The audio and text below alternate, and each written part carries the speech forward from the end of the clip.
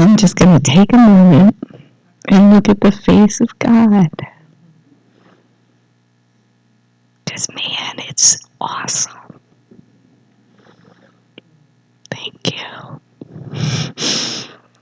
Whew. So, the theme for 2024 is it's a grand rising. You gotta say that with a southern drawl. The theme for April is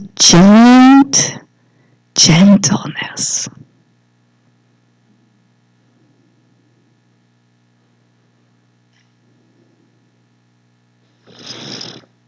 The topic for today is taking it to the streets. Man, I love that song. Okay. If I could sing, I would sing it for you. But let me get to the quote. Nadia Bolz-Weber wrote,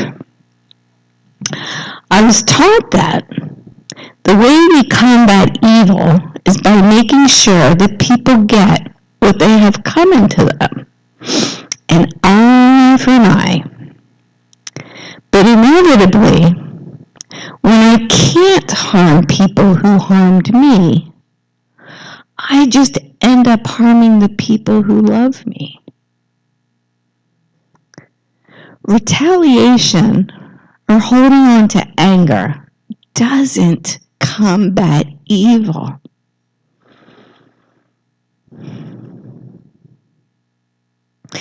In the end, if we are not careful, we can actually absorb the worst of our enemy and on some level even become them.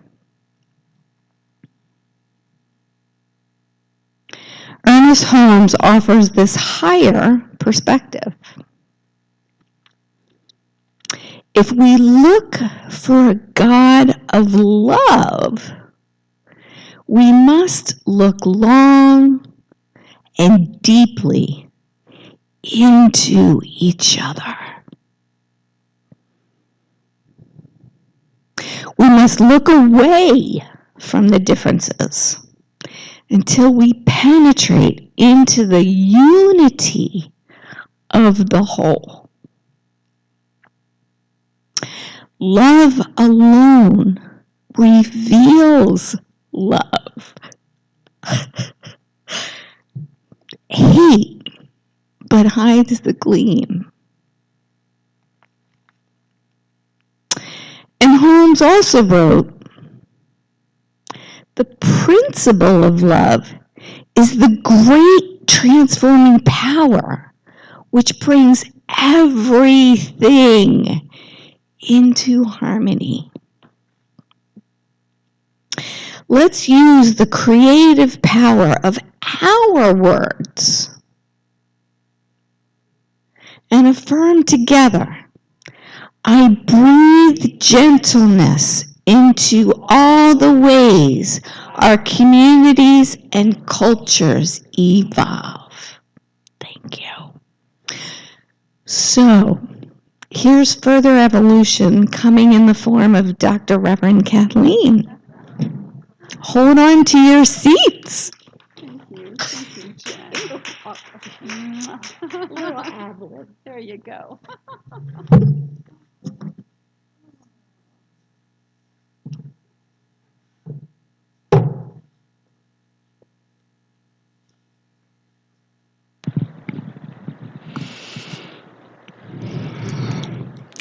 So have you heard about the new corduroy pillows? By any chance? Anybody heard of them? New corduroy pillows, you know? They're making headlines.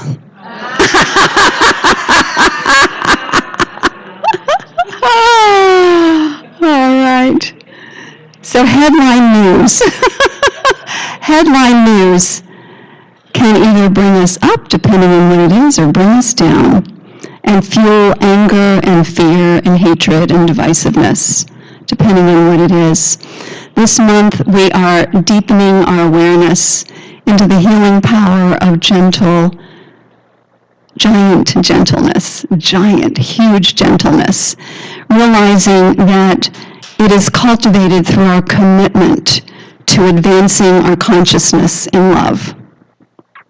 Our commitment to advancing our consciousness in love, because true gentleness is rooted in love.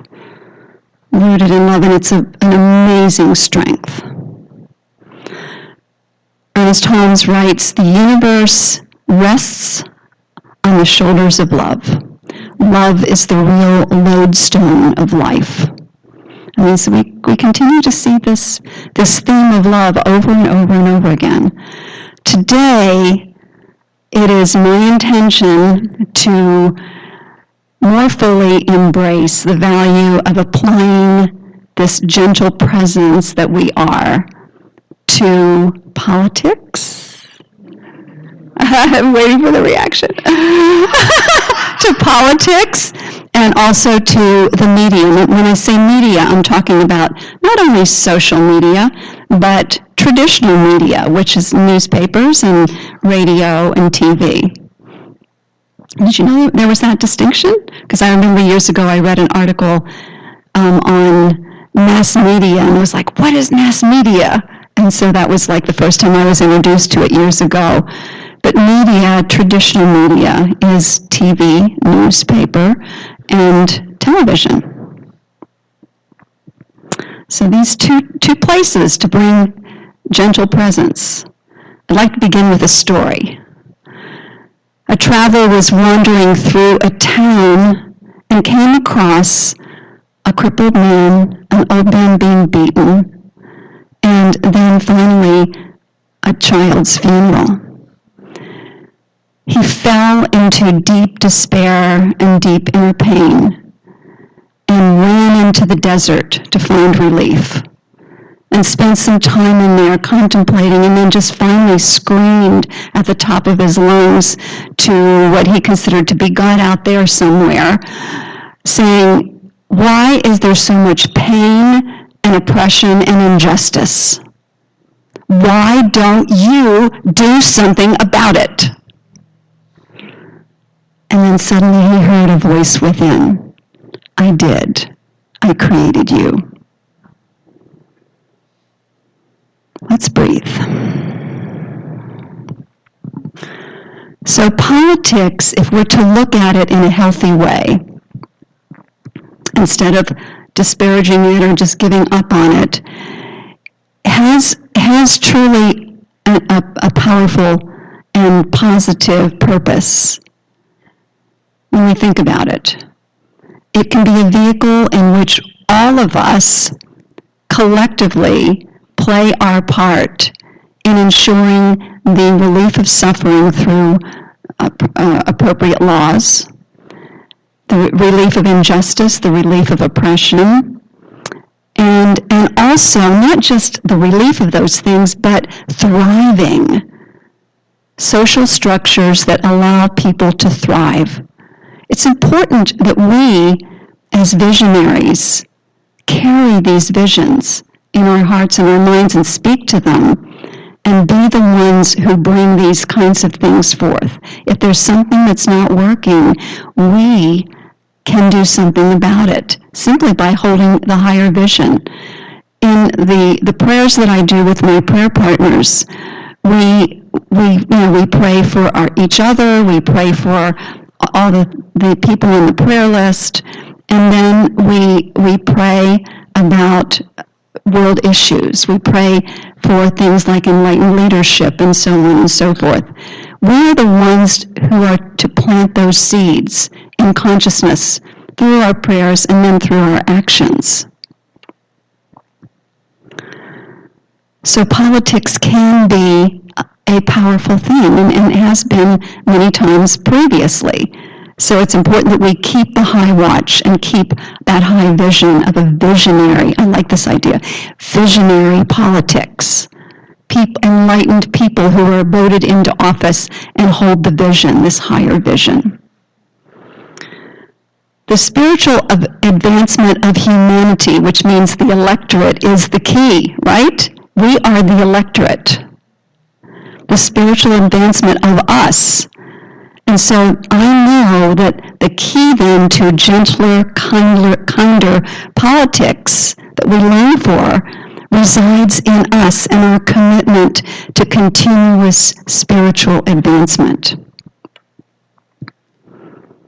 And there's some good signs that are showing up too in various sectors of our lives. I know that more and more leaders in businesses and corporations are calling upon mystics, spiritual teachers, to come into their corporations and businesses and teach things like compassion and forgiveness, effective communication, and meditation, things like meditation. And it's fostering happier, healthier, more creative employees and healthier environments in which they work. In fact, I know there's some people who part of New Thought Movement, that's what their work is they go into corporations and companies and do this kind of thing. The vibrancy of spiritual consciousness, I know, uplifts everyone and everything. So why not in politics?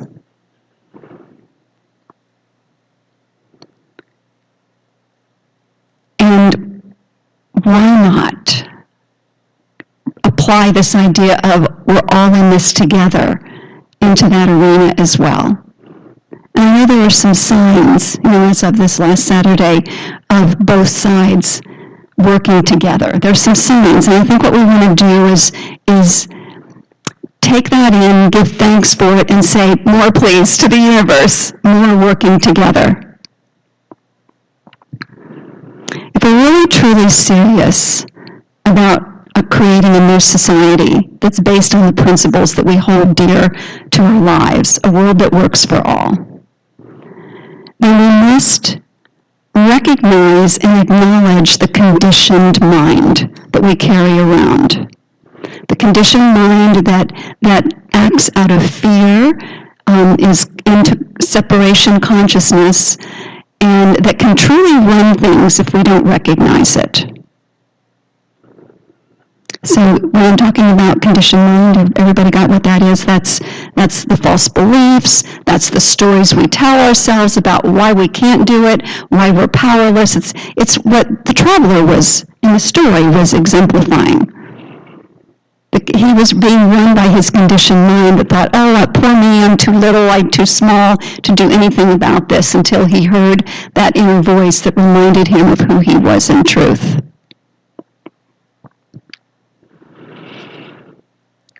Spiritual advancement, spiritual awakening into higher states of consciousness gives us an opportunity to glimpse and see that conditioned mind so that it doesn't run us. That's why meditation, our spiritual mind treatment, our visioning, the tools that we teach, help us to step into our true identity, pure spirit, unlimited power, potential, and possibility, and be able to observe the conditioned mind and the reactivity so that we're able to choose instead of just fall into it and be run by it.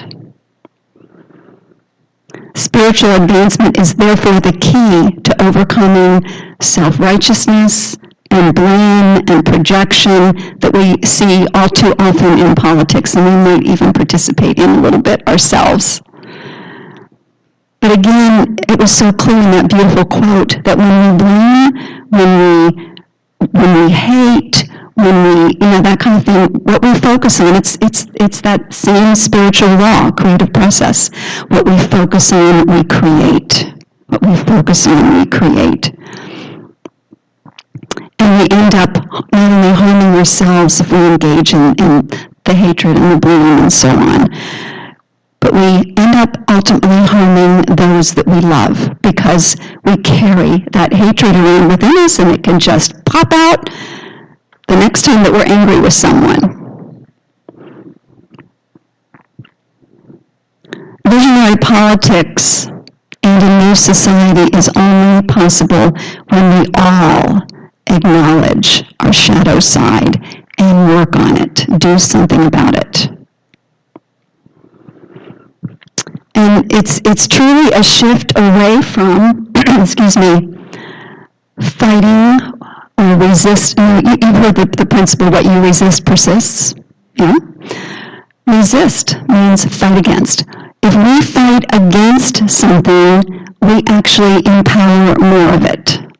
So notice, if you find yourself feeling really angry, and I've had to really do this for myself, really angry about something happening in the news or something happening in politics, and that empowers, that gives power to the perpetuation of what we don't want. So what do we do? What do we do instead? If we're not fighting against it, what do we do?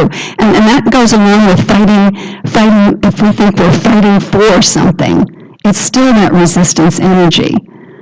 So this is where gentleness comes in.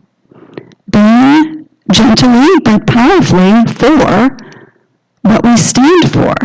Staying focused on what is it that I want. And so, like in my prayers, enlightened leadership, I continue to stay focused on that is what I truly want, which also belongs to me. If I want enlightened leadership out there, then it's about me being the most enlightened being that I can be as well. So my spiritual practice, and that's not just the hour or so that I spend doing spiritual practice, but it's what I do throughout the day. Every time I think of someone who I'm normally upset about, instead bring my attention to the divine within them. The face of God is in there despite the way that they're behaving, and also to bless them with the qualities of God that are their truth. Integrity, peace, harmony, etc. Science of Mind and Spirit, this beautiful spiritual teaching that we are rooted in, is a powerful way. It is actually a commitment to the kinds of things that I'm talking about. It's a commitment to seeing the divine in others. It's a commitment to holding the higher vision of what it is that we want, using our creative power in the most, in the clearest, highest way that we possibly can. So we are here, I truly believe, to be political transformers, to be societal transformers, to be political visionaries. So that's what I have to say about politics and being gentle. Okay, let's take a look at media, traditional and social. So like politics, they have value, but there's also a dark side, right? The dark side is we can get really addicted to them. Addicted to the point where we're not paying attention to other things in our lives that could lose our attention. And also, the media can spread falsehoods, things that fuel anger and hatred and fear and all of those destructive behaviors that do not serve us, do not serve our neighbors.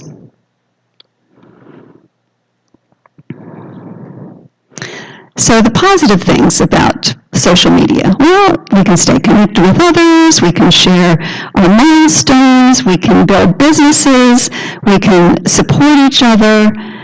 So yeah, there's that side. But the thing that I want to deal with today is looking at how we use social media and traditional media according to the creative law. And so here's a question to ponder.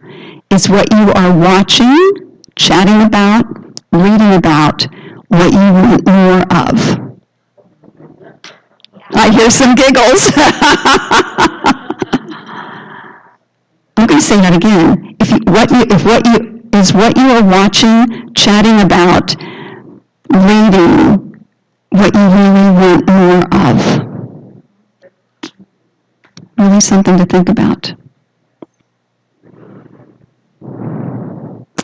So there's a man by the name of German Kent who wrote the Hope Handbook, and he says, If you are on social media and you are not learning, not laughing, not being inspired, then you are using it wrong.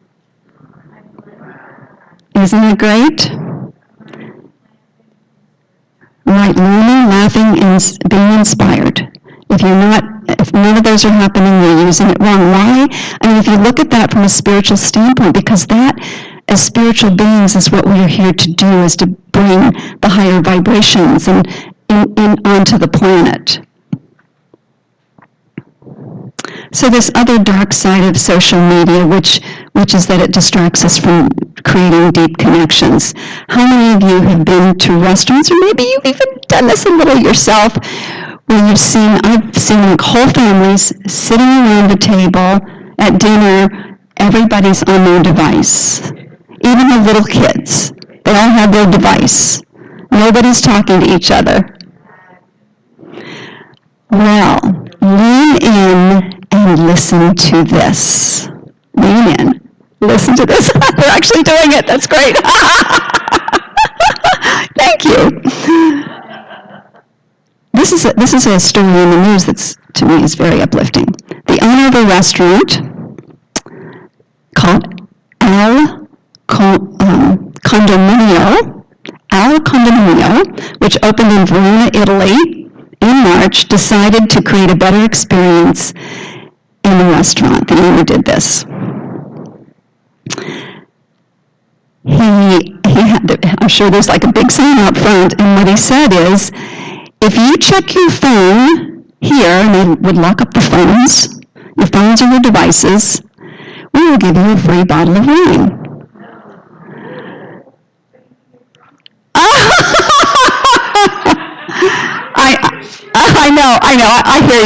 I hear you, yeah. But see, you have a choice. You can say, even though I don't drink, I'll still check my phone, right?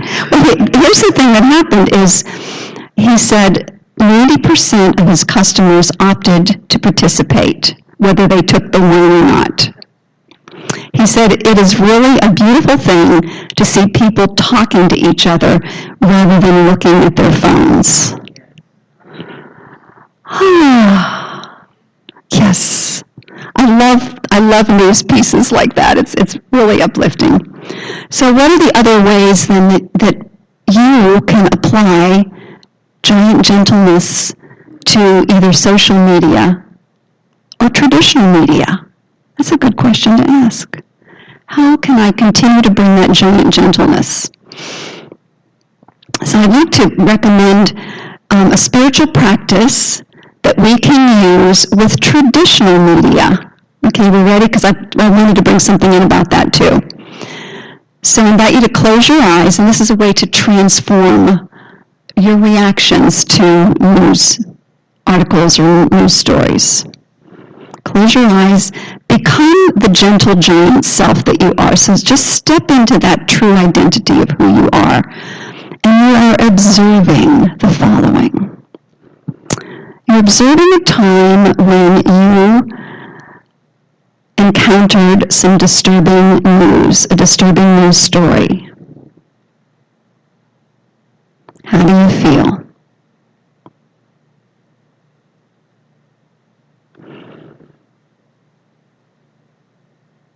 Take that story and how you feel and imagine pushing it all into a ball.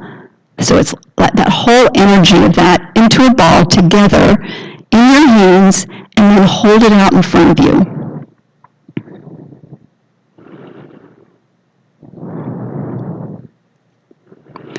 As your gentle giant self, surround the ball of energy with love. See love penetrating and saturating it. And continue doing that until it transmutes. However it transmutes for you.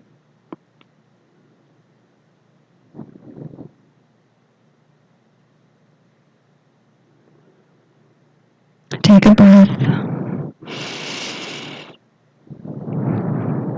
Now how do you feel? Just out. Tell me how you feel now since you've transmuted it. Peaceful, hopeful.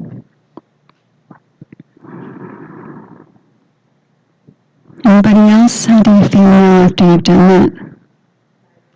Lighter? Inspired? Calmer? Relieved? So as spiritual beings, individualizations of the Most High, we have amazing powers and capacities that we can use. Not only for news, you can use it for other things in your life that you find disturbing.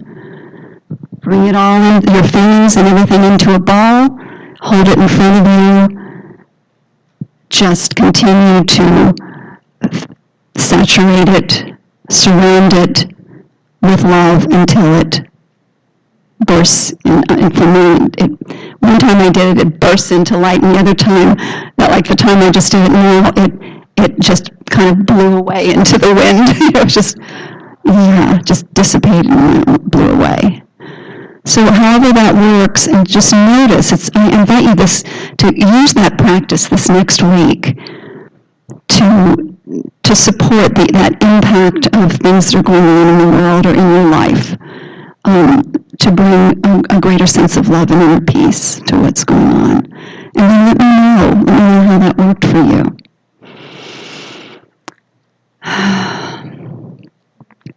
So we as a spiritual community are committed to a grand rising in consciousness. That's very clear, right? To expanding our awareness of our divine nature, the amazing power of love that we wield, using the gentle power of love to make a difference in our lives and in the world, committed to looking for the good, looking for God in each other. And so let us take it to the streets. Take it to the streets. Take that gentle giantness to the streets in every aspect of our lives, and that includes politics and the media. So as we do that, let us watch what happens. Let us see the amazing power of love to change and transform all kinds of things. And thank you for listening, my friends, and namaste.